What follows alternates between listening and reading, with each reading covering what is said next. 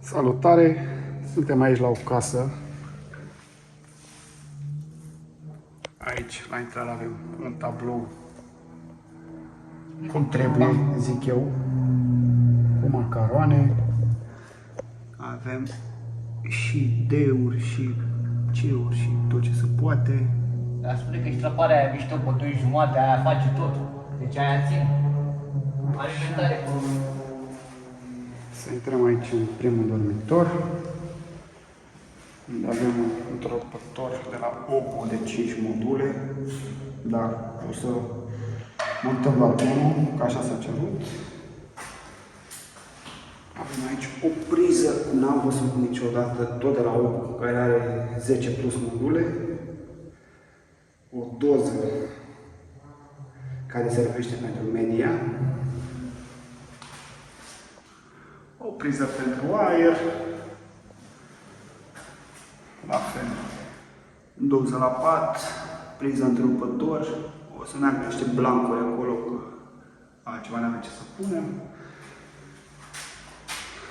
Avem iluminat fără împământare, o bucată, 2 bucăți, 3 bucăți.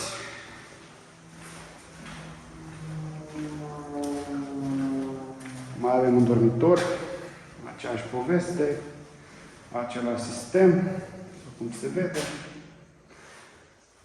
Așa, frumos. Încă o doză de 5, în care sunt doar 3 module. Sunt și chiar și în linie. Deci sunt la laser. Intrăm acum în living și în bucătărie. Încă o doză 10 plus. O doză de legătură a la Dorel. Din nou un curt de iluminat cu împământare. Avem aici bucătăria, prize, doze de legătură, iar priză pentru hotă, iar prize aici, încă o doză de legătură, foarte frumos constituit, 1, 2 bucăți, prize, avem aici o priză Israel de robinet, foarte, foarte bine gândit. Urcăm puțin la etaj. Am uitat să vă arăt întrerupătorul. Tot doza de întrerupătoare de 10 plus module. Omul vrea întrerupătoare, nu glumă. Deci s-a cerut, s-a făcut. Mergem la etaj, pe minunăția asta de scară.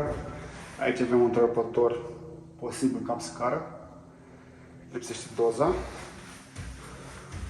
Încă un curt de iluminat, foarte drăguț, tras pe un mim de 2 ori 1 jumate.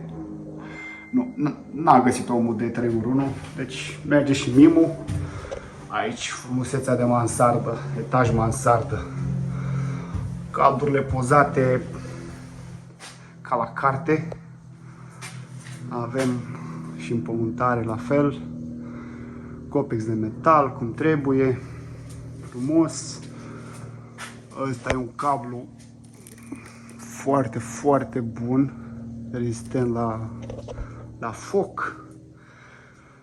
Băgat în copex de metal, normal, ca așa trebuie. Avem o bună bucată doză aici. Are și conductori, are și cablu MIUP. Ăsta chiar e, nu știam, e dedicat pentru iluminat. Da, încă un mim de 3 ori 1 jumătate, cred că e 2 ori 0,75. Așa, cort de iluminat care are împământare, dar cred că e o priză, că e tras cu 2 jumate. Vine din perete de acolo. Frumos. O priză pentru aer. Încă o doză miraculoasă de 10 plus module. Încă o priză 10 plus. După care iar avem iluminat. Un cablu aici. Pare să fie HDMI. Nu știu, cred că vine un televizor pus în pod. Prin tavan pe undeva, se duce acolo frumos. Așa. Aici mai avem un tablou senzație. Foarte frumos tablou. Iar avem un D aici. Diferențiale la greu. Cabluri izolate cum trebuie. Avem și fibra aici. Avem chiar și un calorifer. De desubt e exact cum trebuie. Cablurile pozate, foarte frumos.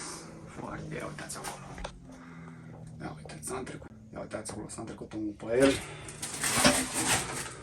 La fel, pozat frumos, cablu, ignifug, împământare trasă, în baie.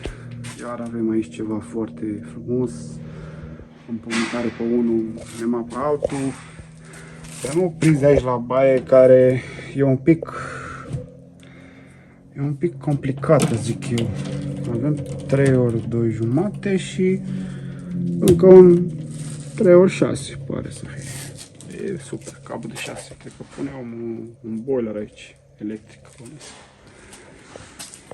Încă un dormitor aici. Așa. Uite.